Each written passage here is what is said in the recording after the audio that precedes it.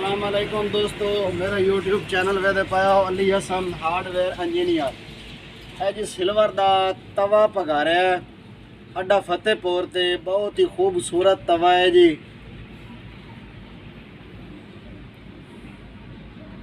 देखो बिल्कुल सिल्वर पानी पानी हो गई है, बड़ी मेहनत की है।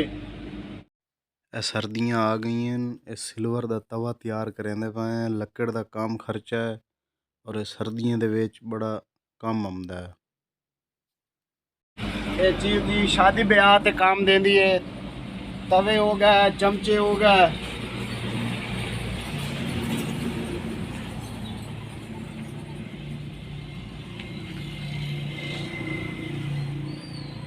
ये रात नू काम करेंदा है जी। दिन नू जेड़ा है कि असा फ्रेम तैयार करेने सोलर ट्राली ओदा ये हिस्सा पिया है सामने, ये रिम पैन ये हिस्सा पिया है। ये मुल्तानू अज भी बिल्टी आई है। ये असा वो दिन नू वो काम करेने, कस्टमर और ही दुकान ते काफ़ी सारे आंदे हैं। इस वजह तो ये रात नू सानू तवें दा आर्डर मिले आई।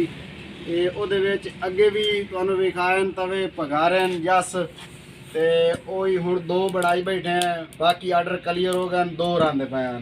एक ये तवा पिया है, दुआ पे है विखा तवा।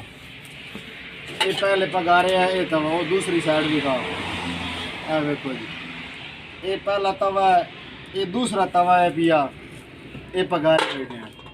बहुत ही खूबसूरत काम होंदा भी है। चमचे भी बनाने हैं, चमचा चाह भाई वो भी विखा, वो भी तैयार करेने। शादी ब्याह से ये चीज़ें काम देनी है, और भी घरेलू इस्तेमाल होनी है। ये जी चमचा है भैया, इन्हों मुकम्मल अजय तैयार कर रहे हैं, तैयार होया कोई नहीं। मिस्त्री अली हसन तैयार करेंदा अड्डा फतेहपुर से। जै भाई बनवाना होवे आर्डर दे के बनवा सकता है। ये सियाल का एक तोहफा है जी। वीडियो अच्छी लगे तो लाइक करना है, साढ़े चैनल को सब्सक्राइब करना है।